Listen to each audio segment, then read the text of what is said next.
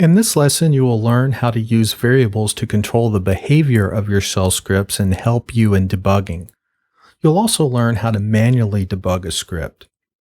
We'll also talk about syntax highlighting and how that can help you avoid common mistakes. You'll learn about a special bash variable that you can use to give you valuable information about what is happening inside of your scripts. Finally, you'll learn about the differences between Windows and Linux file types and the problems you may encounter if you plan to use multiple operating systems to create scripts. Many times using -X, -E, and -V is sufficient, but if you want a bit more control around debugging, you can create your own code to do it. One method I personally use is to create a variable called debug. I set this to true if I'm currently debugging or false if I'm not. I'm using the bash built-in booleans of true and false. If you want to use a boolean, do not quote them. If you were to quote true, for example, then it will act as a string.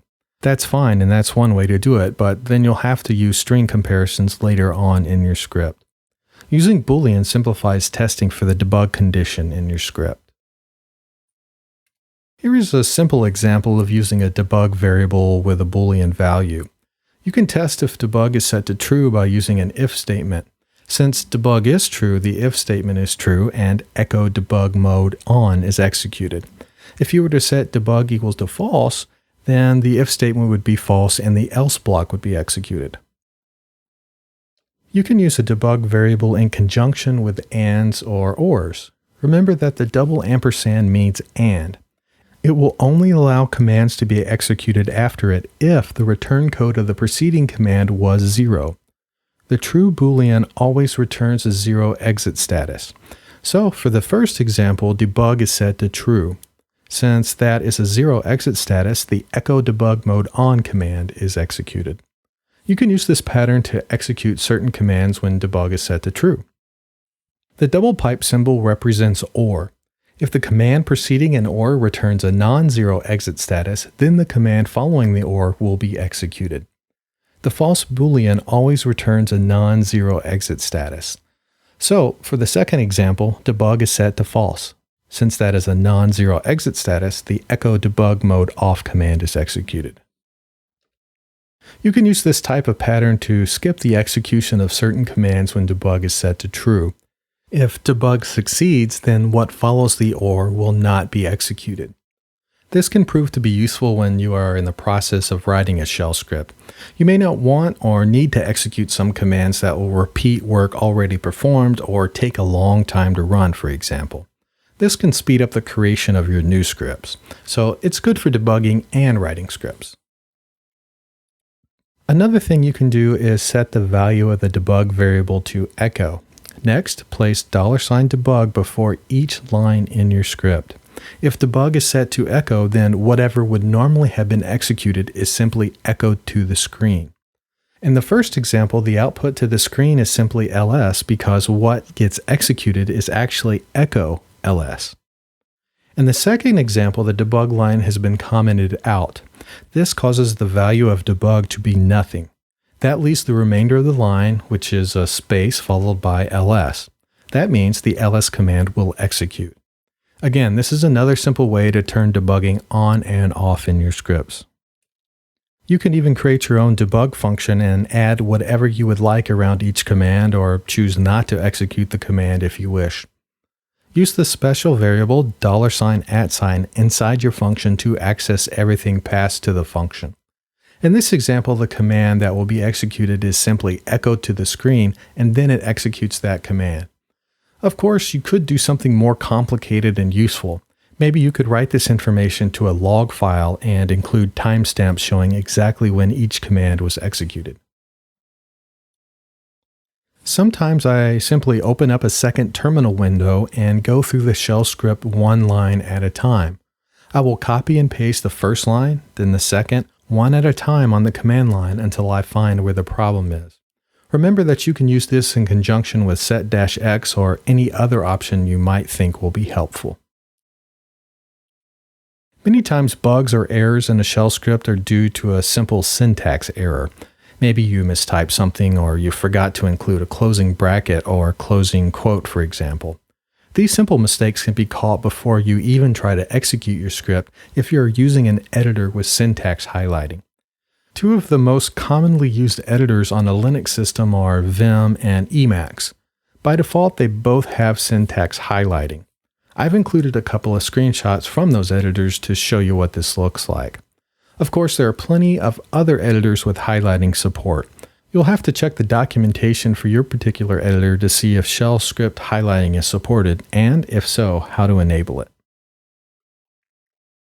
You may be familiar with the PS1 environment variable. It controls what is displayed as your command prompt. There are other variables similar to this one. The one that is valuable for shell script debugging is PS4. PS4 is expanded and displayed before each command during an execution trace. That means that when you're using the set-x or the -x option for your bash script, the contents of PS4 are printed to the screen. By default, this is just the plus sign. However, we can explicitly set the PS4 variable. Bash includes several built-in variables such as bash_source, which is the name of the script itself, line no, which is the line number of the script, etc. Here is an example of using the PS4 variable. This script sets PS4 to the plus sign, then a space, then the name of the script by using the built-in variable bash_source. Next, we include another space followed by a colon and yet another space. Finally, we display the line number with a line no variable, use a space, a colon, and finally another space. You can see that when the script gets executed, the output changes after the PS4 variable is set. This can make the output clearer. For example, if we had a problem with the echo command, we know we can edit the script and head straight for line 4.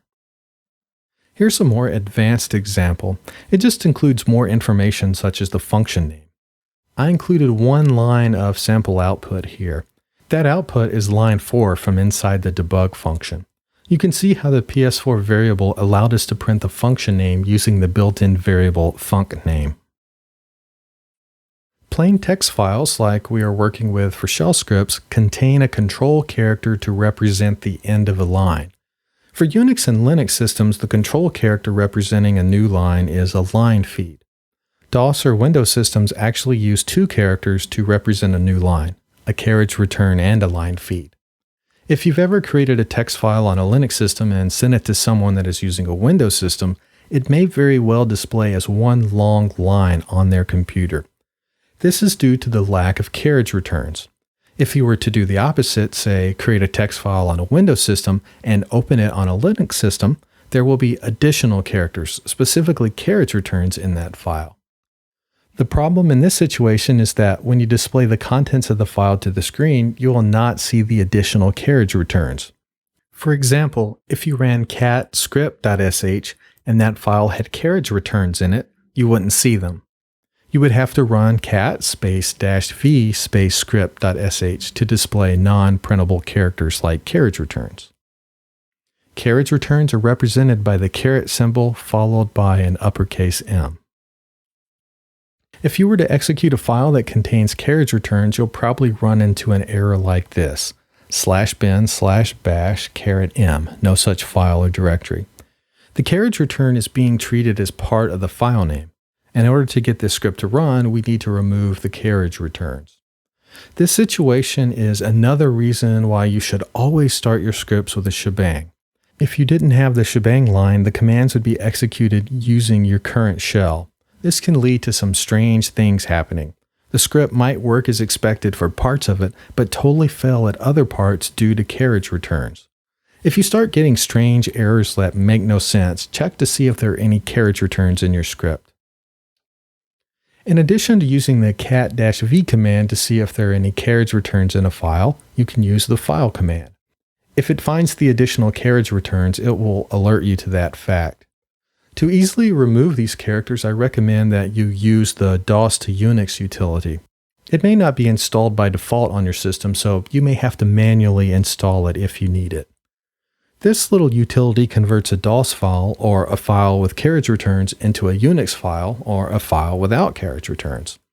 There is another utility which does the exact opposite, and it's called Unix to DOS.